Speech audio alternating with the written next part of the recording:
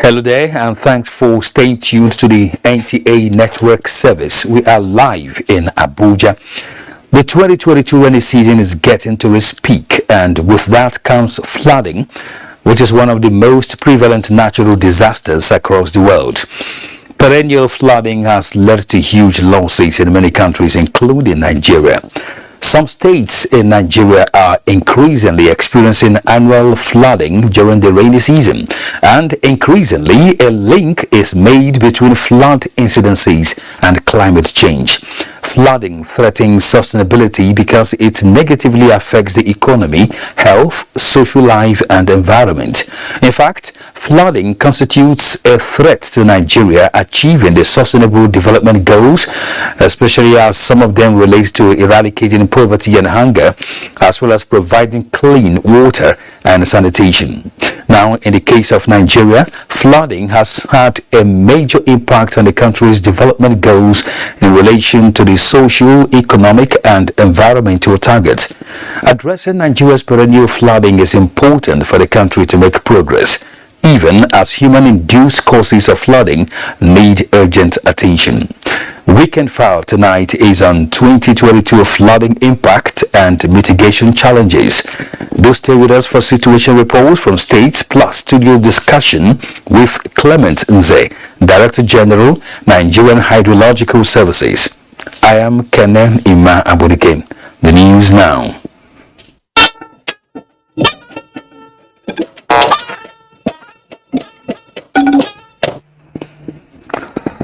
Let's start off with security matters as a theater commander, Joint Task Force North East Operation Hadinkai Major General Christopher Musa says the military will continue to search for all unaccounted persons and Chibok girls within the theater. General Musa stated this when he presented 3 more rescued Chibok girls with their infants at the headquarters of the theater command in Maiduguri, the Borno state capital. Maimuna Garba reports. The rescued girls are Ruth Bitrus with a baby of about 2.5 years, Kauna Luka with a 1-year-old daughter, and Hannatu Musa nursing a 1.5-year-old son and a 5-year-old child.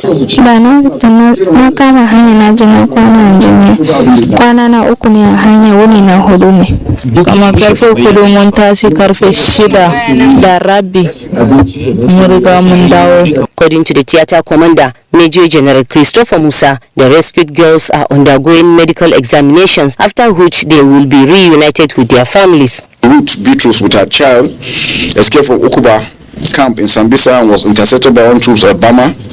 On 25th July 2022, troops of Operation Hadinkai rescued 2 Chibok girls named Kauna Luka with a child and Hannatu Musa with 2 children at Olari General Area. General Musa said kinetic and non-kinetic activities have partly compelled some terrorists to seek alternatives to terrorism by taking advantage of other avenues to surrender, as over 70,000 terrorists with their families have so far surrendered, with more than 120 suspected terrorists arrested, while over 60 were neutralized. Maiduguri Damboa Road was reopened to ease economic activities. Movement along the road since then has been hitch-free. General Musa said the theater, in conjunction with the Office of the Attorney General of the Federation, have commenced review of cases of detainees at the Joint Investigation Center in Maiduguri. Maimuna Garba, NTA News. In the meantime, Nigerian Air Force is developing a comprehensive master plan for the actualization of Aviation City to be sited in Osogbo, the capital of Osun State. It will serve as center of excellence for aircraft manufacturing, maintenance, repairs, and production of unmanned aerial vehicles. Chief of Air Staff, Air Marshal Oladayo Amao, said this at the formal induction of new students of Air Force Institute of Technology, Kaduna. Haruna Mohammed reports. The establishment of Aviation City is in line with the focus of the Nigerian Air Force to look inward and develop indigenous technology in line with global best practice. It will reduce overdependence on other countries for acquisition of fighter jets and other military hardware. We continue to support the Nigerian aspirations of the Institute While addressing students of the institute, the Chief of Air Staff, Air Marshal Oladayo Amao, said the Nigerian Air Force Institute of Technology will continue to be a center of excellence in character molding and academics. He noted the global paradigm shift from conventional to science and technology-driven knowledge, hence the need for Nigeria to key in. I also believe that renovations are not only on the surface, but also within the laboratories and academic buildings. We want people who will create things, and that we hope will be where they will be focusing on for the improvement of the society. 1,640 students were inducted for degree and other programs offered by the institute. In Kaduna, I am Haruna Mohammed, NTA News. Away from security, the federal government's drive to diversify the economy is receiving a boost as 900 youths and women are to benefit from the Livelihood Improvement Family Enterprise Life ND program in Bayelsa State. Funded by the federal government and the International Fund for Agricultural Development, IFAD, participants were urged to dedicate themselves to the objective of the program. Ebenimi Zitimiola reports. The 900 participants drawn from 100 communities in Bayelsa State are the second batch of beneficiaries of the Livelihood Improvement Family Enterprise Life ND program. They are to undergo a 3-month training and mentorship on plantain farming, cassava, poultry and aquaculture, and subsequent empowerment. We are also bringing a new category of beneficiaries called the quick win, which is the value chain of these 4 commodities, which is the marketing aspect of it and also the storage aspect of it. It's a project that is needs to be encouraged. The state government is also trying their best, paying the counterpoint fund. With the experience we are having with the ADPs, that's why I want to mold some young farmers so that they will become model. Participants, including Kosigina Imo, a physically challenged person, expressed gratitude to the federal government and its partners for the opportunity. Actually, to benefit me well, for him to set up my own fish training. Program is very good. It's like a life booster. Blueprint of the program is also good in the sense that there is an incubation period and also there is also a period for enterprise and mentorship. The first set of 218 beneficiaries trained and mentored had successfully graduated and been supported in agricultural enterprise. In Yenokwa, Ebinimi Zitemiola, NTA News. Now, Imo State Governor Hope Uzodinma says job creation remains the most viable means to tackle insecurity in Nigeria. The governor restated this after securing clearance certificate from Asset Management Corporation of Nigeria, AMCON, to restart Standard Shoe Factory in Imo State. Salihu Gwanara reports. With the successful signing and formal handing over of certificates between Imo State Government and the Asset Management Corporation of Nigeria, another feather is added to the cap of the Imo State Governor, Hope Uzodinma, having taken steps to revive the Imo Standard Shoe Factory. This gesture, he assured, will be a continuous exercise as part of his administration's agenda to stimulate the economy and fulfill his desire to rebuild Imo State.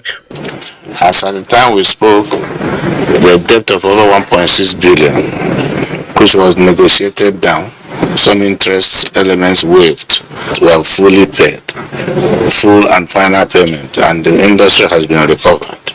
Now the next challenge is getting money to rehabilitate the industry. It is already an agreement all over the world that part of this security all over the world is occasioned by unemployment of our young men and women. And it is by things like this that we'll get a solution to it. Going to lead to job creation, is going to jumpstart Imo State economy, and it's going to turn things around. The news will change. When fully put to use, the Standard Shoe Factory will employ about 5,000 workers and create sustainable economic value chain. In Abuja, Saliu Gwanara, NTA News. In another development, Ohanaeze Ndigbo Worldwide has rolled out its latest plans for sustainable economic development of the Southeast. As part of this vision, the Igbo socio-cultural group wants Igbo businessmen and women home and abroad to invest more in the Southeast to ensure a competitive and industrialized region. The decision was reached at the inaugural meeting of Ohanaeze Council of Business Leaders in Abuja. Nneka Oko reports. The creation of Council of Business Leaders, an arm of Ohanaeze Ndigbo Worldwide, comes at a critical time when the Southeast is plagued by many fundamental challenges hindering its development, a situation which is worsened by a combination of growing insecurity and youth restiveness. Rising from the inaugural meeting held behind closed doors, the group resolved that repairing the broken walls and repositioning the zone has become more urgent. We have our people who, by dint of hard work, have made successes in trade, in industry, in commerce. So they have assembled today, and we have taken a decision today that we are not going to depend on government or anybody. We are going to take our destiny in our own palms and make sure that Igbo land is industrialized. The group is also seeking to reintroduce coal as source of power supply, as well as establish a university in the Southeast from which the next generation of corporate entrepreneurs can emerge. We want to introduce forward linkages and backward integration in Igbo land so that you see a situation we go into manufacturing. Known for their enterprise and spirit, the Igbo leaders believe the Southeast has what it takes to rebuild and develop their land without necessarily waiting for the government. In Abuja, Nneka Oko, NTA News. In furtherance to its regulatory mandate in the telecommunications sector, Nigerian Communications Commission (NCC) organized a town hall meeting in Ibadan to interface with its consumers towards enhanced service delivery. Ifoluwa Omosule was there and now reports. Town hall meeting organized was an avenue to dialogue with representatives of some youth, women and men groups as they noted that roles telecommunication play in the socio-economic development of the nation are numerous, and challenges such as vandalization of the telecommunication equipment and disruption of telecommunication activities will affect service delivery negatively. It's impossible for the security agencies to be at every site where you have telecom infrastructure. So we need the cooperation of members of the public. It's just part of one of the things that we do to bring to the attention of our stakeholders the various thematic issues that we are having in the industry. If we are not doing anything about the breaking into this equipment, we are going to be affected at the long run. Remember the time the service providers came into existence. We spent a lot of money. When you want to get line, it's problem. When you want to buy handset, it's problem. But with the advent of the NCC, we are able to enjoy what we have. The meeting, which is the third edition, afforded the network consumers the opportunity to lodge their complaints, and representatives of the network providers were available to attend to them. In Ibadan, Ifeoluwa Omosule, NTA News. With the official reopening of Kamba border in Kebbi State, the State Command of the Nigeria Customs Service has realized about 100 million naira in the last 1 month. Controller Joseph Atta, while addressing newsmen, said revenue generation remains his topmost priority. Abdullahi Umaru Ilalu reports. Controller Kebbi area of the command, Joseph Atta, explained that following the reopening of the Kamba border, the command embarked on stakeholders' engagement, including the Nigerian authorities and town hall meetings, to review the challenges responsible for low revenue generation at the border, and the move has started yielding dividend. The income skyrocketed to about 100 million naira in just a month, which is unprecedented. The command intercepted a Toyota Hilux van 2021 model and other assorted contrabands worth about 50 million naira. In line with our core function of trade facilitation, the command has facilitated the export of 7,377 metric tons of goods through Kamba border. Items formerly exported include coal, onions, pepper, ginger, among others. This clearly shows that the reopening of this border is stimulating economic activities across this border. Joseph Atta said the command is always ready in carrying out its mandate. Abdullah Omar Ilalu, NTA. Now, the Sultan of Sokoto, Mohammed Saad Abubakar, has declared Saturday, 30th July 2022 as the first day of Muharram 1444 after Hijrah. This was contained in a statement by the Chairman Advisory Committee on Religious Affairs, Sultanate Council of Sokoto, Professor Sambo Wali Junaidu. The statement says the Sultanate Council Committee, National and other moon sighting committees did not receive any report of sighting of the new moon of Muharram on Thursday, which is the 29th of Zulhijjah, 1443 after Hijrah. The Sultan felicitates with Nigerian Muslims and wishes them Allah's guidance and blessings in the new year. Sultan Saad also urged the Muslim Ummah to continue to pray for peace, progress and development of the country. In politics, Senator Magnus Abe has been elected as governorship candidate of SDP in the party's substitution primaries held in Port Harcourt. Kingsley Amajiri reports. By the provision of Section 33 of the 2022 Electoral Act, a political party is expected to hold fresh primaries within 14 days for substitution of its candidate in the event of death or withdrawal.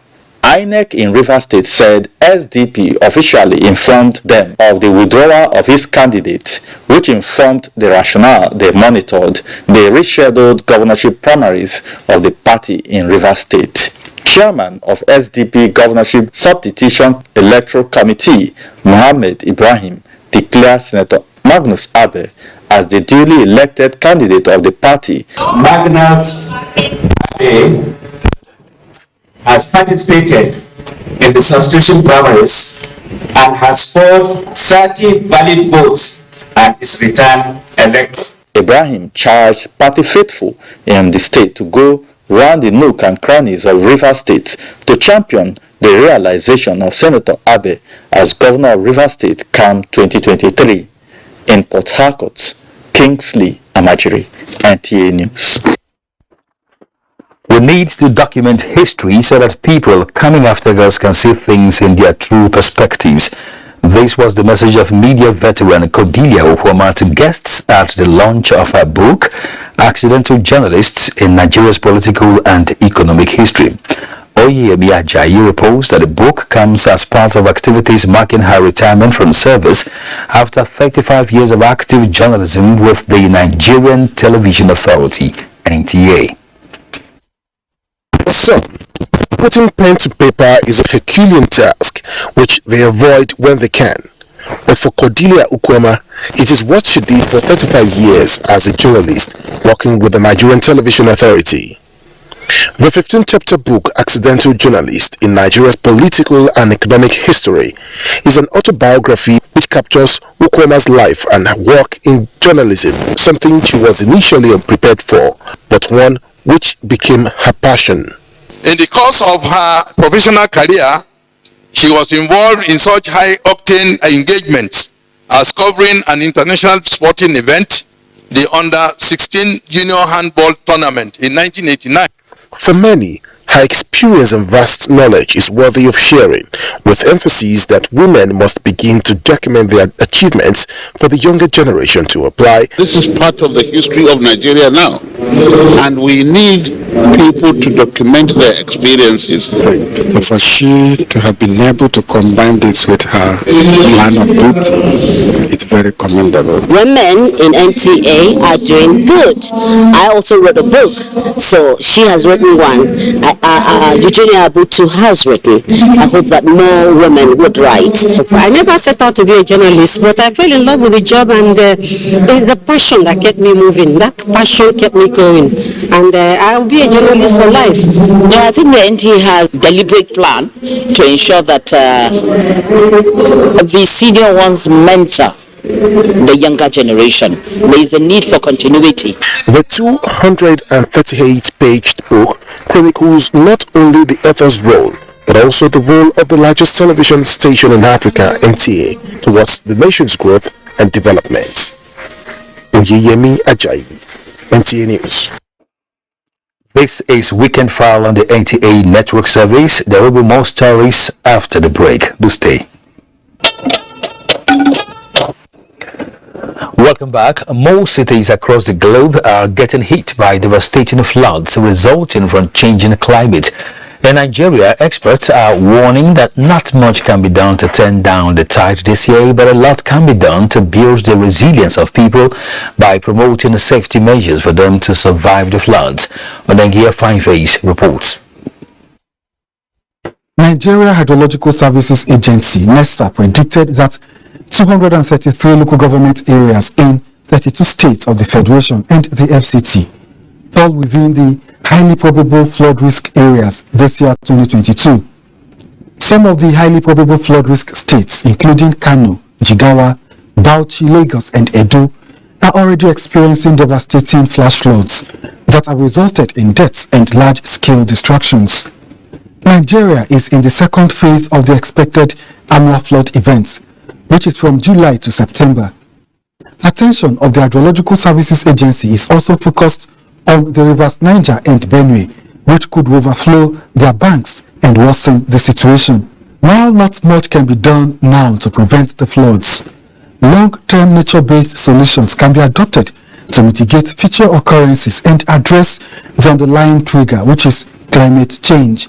And the urban development is taking down a lot of the natural areas, the natural green and everything, and those are erosion barriers, but we are taking them out. We cannot say we will not develop, but whenever any place is designated a relief line, we have to leave it at that. Otherwise, we will pay for it at a very, very high price. Because now we are seeing places that don't know flooding before becoming flooded. Highly probable flood risk areas in Nigeria, comprising 220 local government areas, are expected to experience severe impacts on the population, agriculture, livelihoods, livestock, infrastructure, and the environment. Onengie Fineface, NTA News. To an average Lagosian, the issue of flooding and its negative impact is not alien, as it has become an annual challenge. The question is, why has flooding become a recurring decimal in Lagos? Can it be mitigated? Andy Daniels has details. Although it is expected every year, Lagos residents have their fears, reservations, and regrets about the rains. Already here is river. From 1990, this was how we were entering river with school year. From the island to the mainland, the story is the same, particularly during the rainy season. Loss of lives and property, series of calamities that leave many in despair and agony. Everywhere water is enter with snake, with scorpion, akeke. Inside our house. Our respondents blame man's activities on the environment for the perennial flooding experienced in the state. Because of those dead they are throwing, look at the tires, look at all those rubbish. That is why the water is stationed there.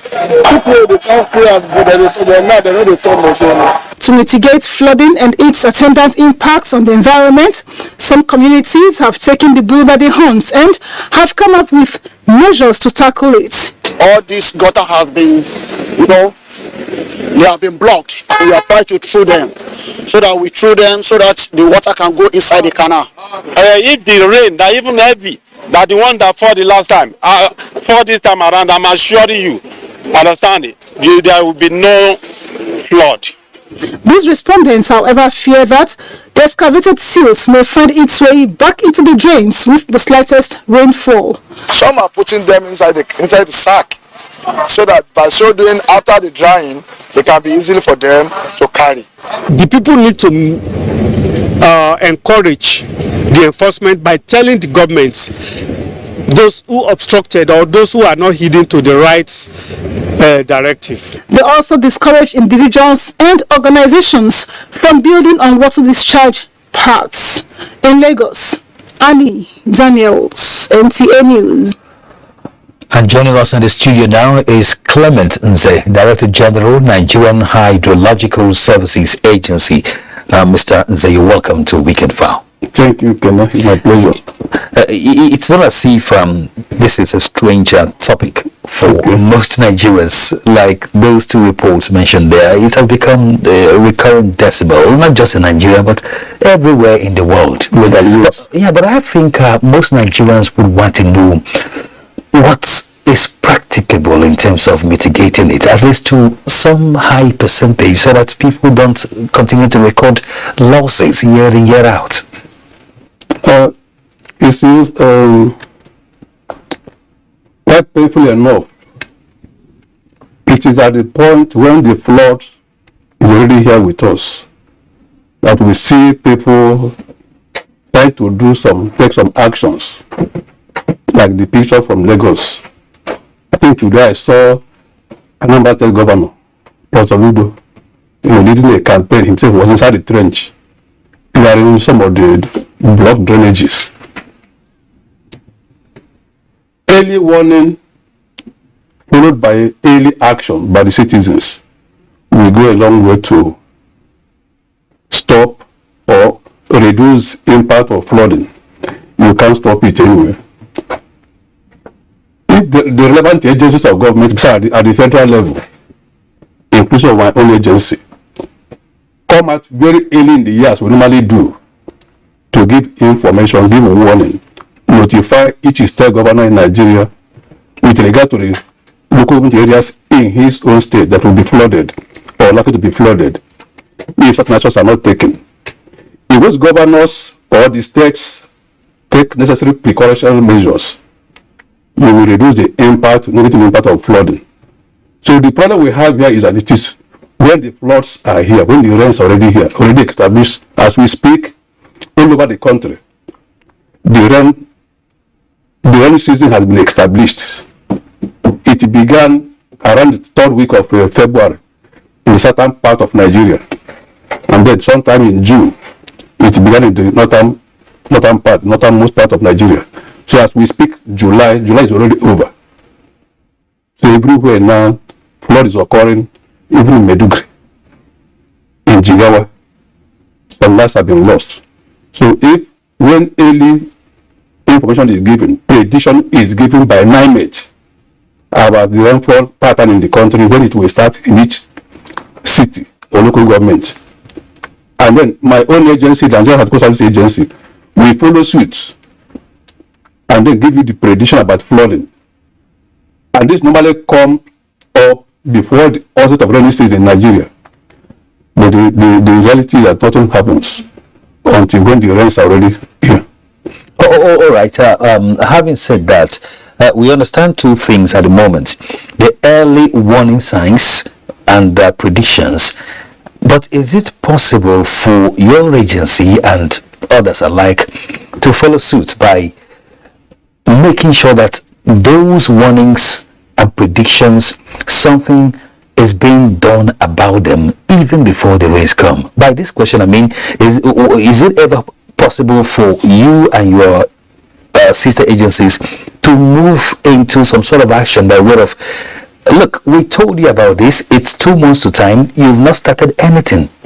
Is it possible along the line? Unfortunately, ours is mainly advisory. The tools needed for enforcement resides with the states. But the problem is that of enforcement of the law that are already existing. There is no state in Nigeria that doesn't have state or what we call town planning authorities. Each state has it. Each state has state minister of water resources, state minister of environment. The town planning authorities are regulatory. They have the powers to do certain things by way of enforcement. In Abuja, where we are, for instance, we have Development Control Department of the FCDA. But I think this year about 200 houses we are marked for demolition, and a lot of them have been demolished. We have been encouraging the state governments to follow suit. When you receive the information, when you receive the prediction, telling what is likely to happen in your localities, these are things you should do. It is expected of them to do the same, to do that.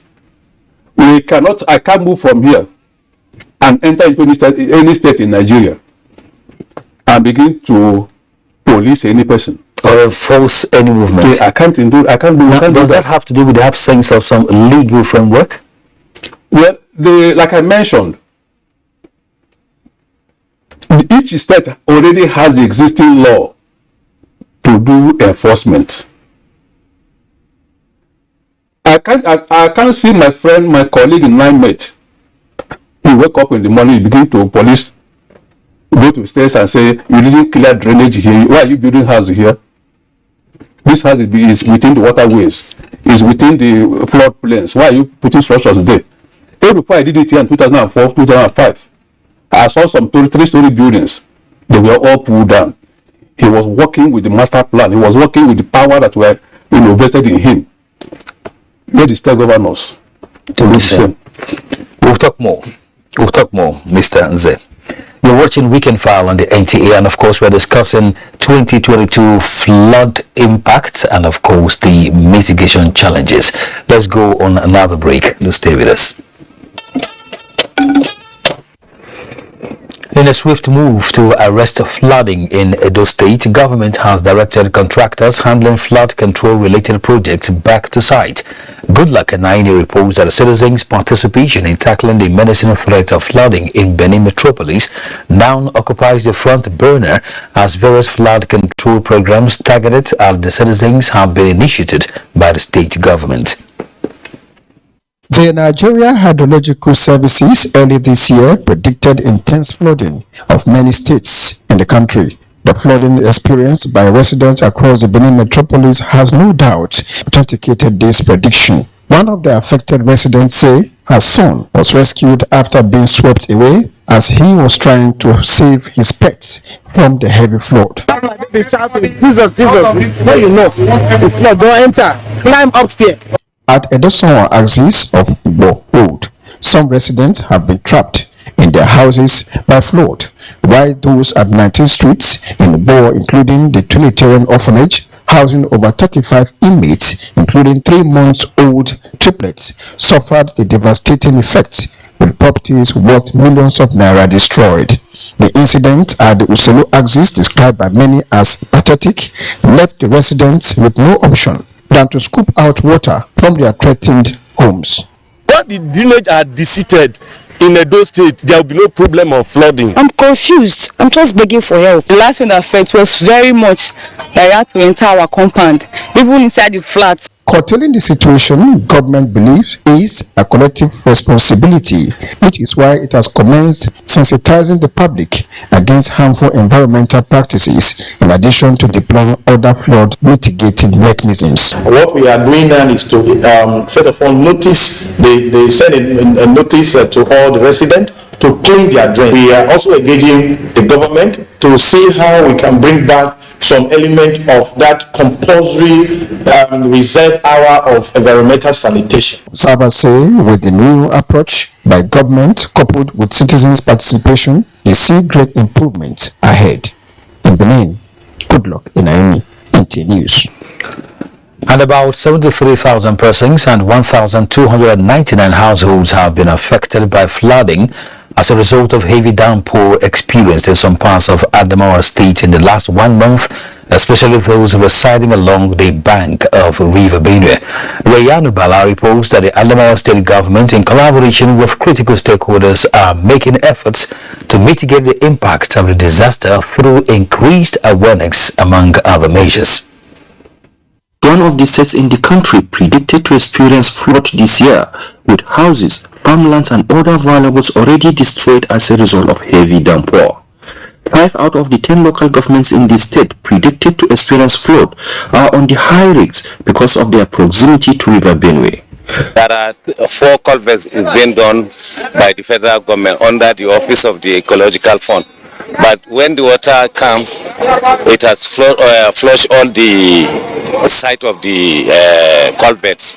Now the culvert, it has become a problem to us. Once there is rain, one cannot pass even by foot, talk less of keke napep, no machine or his vehicle. The flood has already affected our farmlands. The impact of the flood is disastrous to our community. Adamawa State government and other critical stakeholders are making effort to mitigate the impact of the disaster. They called on people residing at the flood-prone areas to relocate to safer grounds for the safety of their lives and valuables. You are able to identify some higher grounds in an event of flooding. When people are being trapped, we can evacuate them to these areas. We value life as humanitarian managers. That's why we have to emphasize on that. It's not about giving out the relief material. Our concern is about disaster reduction. The issue of environmental safety is everybody's business. It's not just for the government. The government, of course, is trying to through sensitization of people. In Ola, Rayanu Bala, NTA News. Oh, well, from those 2 reports, you would understand that most Nigerians are beginning to record huge losses as a result of flooding in some states and still counting. And that takes us to the issue of human-induced factors as far as flooding is concerned in Nigeria. We still have Clement Nze, Director General, Nigerian Hydrological Services Agency. Let's quickly go back to this same issue of town planning authorities, which we have their presence in almost everywhere around Nigeria. Is it that they are not doing their jobs? Where does corruption and negligence of duty come in, even as we continue to look at this menace? Because it keeps on happening. People build where they ought not to build. Year in, year out, people complain, and yet these things continue to repeat themselves. I think you inferred that, the reason for that. The fact that people refuse to enforce, either because of some inducements, that you refuse to do what you need to do. Certain minimum distance is allowed as an offset from banks of the rivers or flood plains, natural flood plains, that you shouldn't encroach upon. But what happens? These people is that they don't have the capacity, because maybe you have an office by name, town planning authority, but they are not peopled by the relevant professionals to man such departments of government, or the people that are there are involved in some form of corrupt practices. People have been asking, you are demolishing a house, but who approved the building plan? And again, coming back to the issue of professionalism. Before you choose a location to build houses or to have an estate, for instance, you must do proper study of that environment. By mere visual appreciation, looking with your natural eyes, you may not be able to see. But if you utilize the professional to do what we call flood vulnerability mapping, flood inundation mapping of the location, it will come out with various elevations, and then you'll be able to give the pathway for the flood to pass. As you are locating plots for houses, you also define the one for nature, where flood will pass. But up to the time, this is not done. At the end of the day, because other people are not properly trained, they don't understand. They can just go out and issue, plots to people to build houses. So it's a combination of factors. One, how professionally competent are those people that man the town planning authorities in the states to be able to know, are there proper scientific study carried out before you allocate land for people to build? Then the second part of it is corruption. You collect money, you give, you approve building structures in wrong places that will at the end of the day become a menace to everybody. So how do we checkmate that particular area? Do what you're supposed to do. Let proper professionals be put in those locations, and let the government have the willpower. I will always say it, maybe at the state levels, because like now we are going for election next year. Somebody may say, you demolish my house because I'm from SDP. That's why you demolish my house. But in Abuja here, the minister nobody votes him in or out. So he exercises his powers, for instance, here in Abuja, FCT.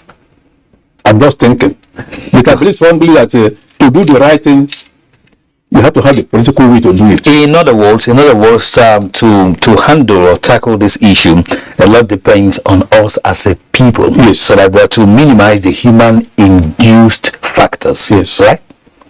Thanks for your advice this evening on Weekend File. We wish you good luck, because it's indeed a huge task for not just your agency and other sister agencies, but Nigerians who are suffering huge losses at the moment due to flooding. Thanks for coming. My pleasure. Thank you. Right, that was Clement Nze, Director General, Nigerian Hydrological Services Agency. Of course, you are still watching Weekend File on the NTA. Let's go on our final break. And a check now on Sunday's weather.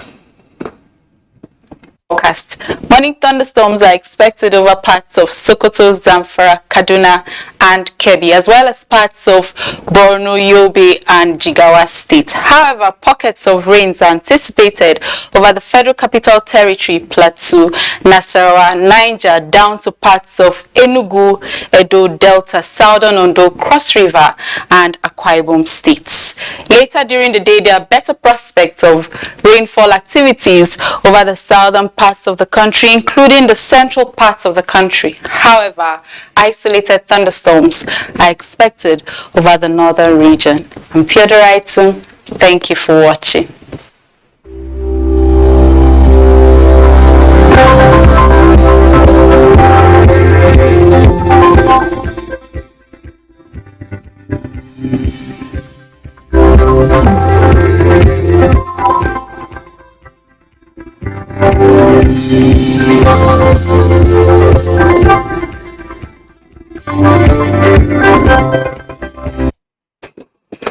The NTA is still vehemently campaigning against rape and rapists in the society. Please do identify with us on that. Thanks for watching Weekend File tonight. I am Kenan Ima Aborike. Good night.